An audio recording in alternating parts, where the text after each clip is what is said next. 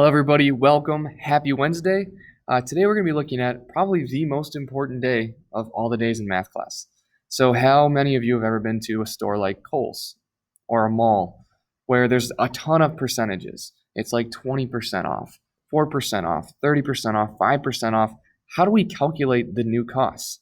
For example, let's say I go to Kohl's and I have a pair of jeans for $20 and it's 30% off. How do I calculate what 30% off of 20 is going to be? And then finally, how do I calculate the cost of those jeans now? So that's what we're going to be looking at today. It says finding the percent of a number. That's the first thing we need to do. So if I'm looking at problem 1, it says what is 20% of 60? Well, we're going to start off by writing the fraction form of each of these numbers. So 20% as a fraction is going to be 20 over 100. And then this word of is telling us that we need to multiply. And we're going to multiply it by our total of 60. Now, how do I write 60 as a fraction? Well, if I write anything over 1, it's not going to change the value. So I'm going to write 60 as a fraction by writing 60 over 1. And now here we're going to multiply these fractions together. When we multiply fractions, all we do is multiply the top and then multiply the bottom across as well. So 20 times 60 on top is going to give us 1200, and 100 times 1 on the bottom is going to give us 100. Now from here, we're going to simplify. I can do that by crossing off 2 zeros on top, which means I can cross off 2 zeros on the bottom as well, and it's not going to change the value. I'm just simplifying. So now I have 12 over 1, which if I simplify that, it's just going to be 12. So 20% of 60 is 12. Now, here's a cool little trick. Instead of getting 1200 over 100, we're going to simplify before we multiply. So what I mean here is if I look at 20 and I look at 60, there are 2 zeros on top that I can cross off. So that means there are 2 zeros on the bottom I can cross off. Basically, I'm just doing that step I did before at the beginning instead of doing it at the end. So simplifying before we multiply. Now I have 2 times 6 to get 12 and 1 times 1 to get 1. That was a lot easier. So again, we're going to simplify before we multiply. All right, next problem here, 4%. Well, that's going to be 4 over 100 as a fraction. Of means to multiply. And then 25 is going to be 25 over 1. So 4 times 25 on top gives me 100. 100 times 1 on the bottom also gives me 100. 100 over 100, that's going to simplify to just 1. All right, looking good so far. Go ahead and try the next few problems out together and see how you do. All right, so now let's go ahead and take a look and see how you've done so far. So if we're going to find 5% of 80, again, we want to find the fraction form of 5%. So that's just going to be over 100, so it's going to be 5 over 100. And we're going to multiply it, because of means to multiply, by the fraction form of 80, which is going to be 80 over 100. And again, I can multiply across the top and multiply across the bottom, but I'm going to first simplify before I multiply. All right, I'm going to even write it on my screen. Simplify before multiplying. It'll make life easier on me. It'll be less work. So I'm going to look at how many zeros I have on top. I've got 1. So I cross off the 0 in 80. And then I look at how many zeros I have on the bottom, and I can cross off only one of them. Because if I cross off 1 on top, then I can only cross off 1 on the bottom. But now my problem is easier than 5 times 80 and 100 times 1. Because now it's only 5 times 8 and 10 times 1. So first things first, we need to do 5 times 8. That's 40. 10 times 1 is 10. I can simplify this one more time and make it into 4 over 1, or simply just 4. So 5% of 80 would be 4.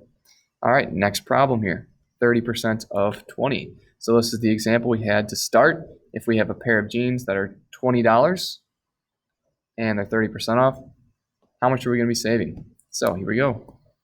30 over 100 multiplied by 20 over 1.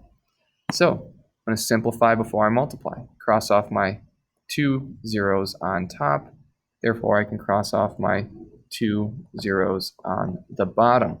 1, 2. And now my problem looks like 3 times 2 on top to get 6, and then 1 times 1 on the bottom to get 1. So I just have 6. That is 30% of 20. All right, now we can do the nice and easy method here, which is grabbing our calculator and solving it that way. So what we're going to do here is write the decimal form of 80%. So instead of writing the fraction form of 80%, we're going to write it as a decimal, which would just be moving that decimal place over 2 spots, or 0.80. And then of, again, means to multiply, and I'm going to multiply it by 150. So 0.8 multiplied by 150. I'm going to grab my calculator here. 0.8 times 150 equals 120.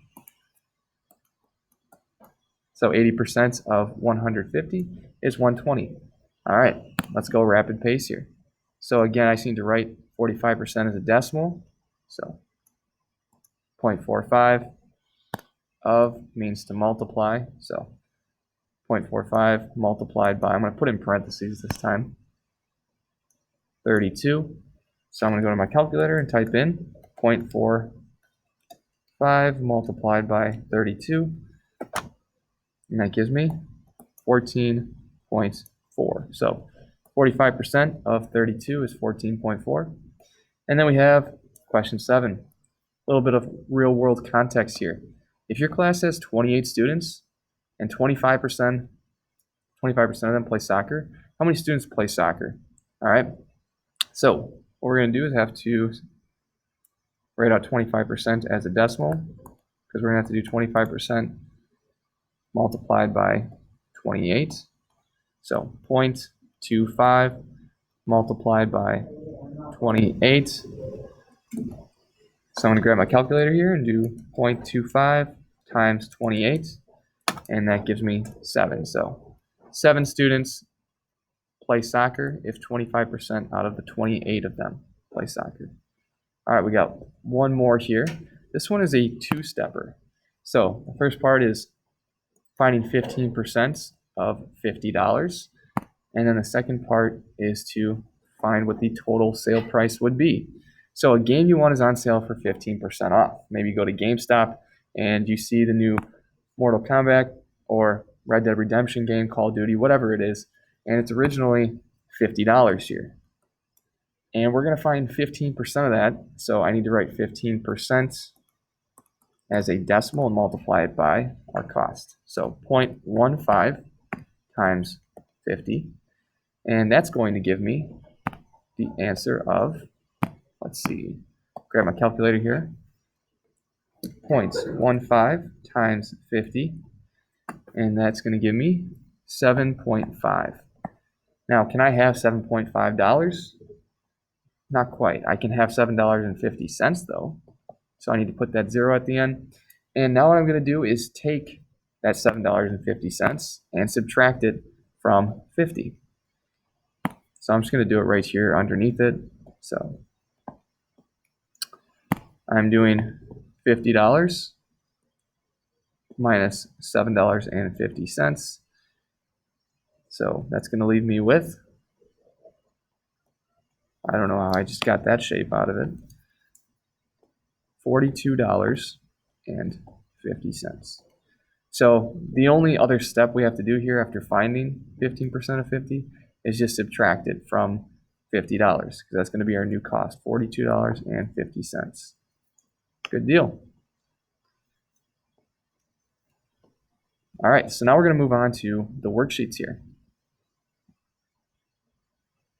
And the first two are done for us. So again, I like to simplify before I multiply.